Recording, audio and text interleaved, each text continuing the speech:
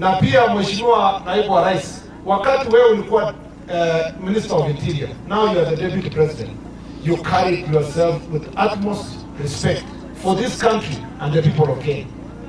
I saw another man who sat where you are sitting the other day, desperate in our country, talking about issues of insecurity as though it's a joke, to the extent that he's talking about, he thinks that he's going to parade issues of terrorism in America for him to get votes.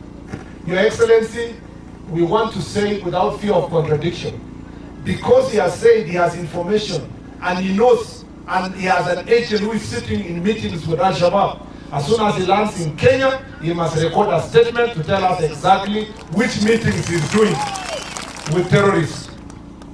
This country, you know, we have joked for far too long. Lakini, na mtu kumbavu kama yeye alifataje kukaa kiti kama hicho wewe? You know? It is just unbelievable.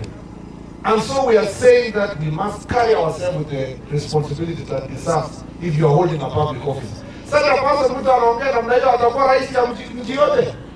Huyo mtu atakuwa rais alishindwa kuwa deputy president hapo maliza hata half term. Alafu anakuja kutuambia sijui one sijui what term. Yeye mwenyewe angemaliza half term. Kwa kitabu ya kisheria, kwa history ya Kenya, anakaa kama mtu hajawahi kuwa deputy president. Ilioshwa kabisa na ile impeachment ikapotea.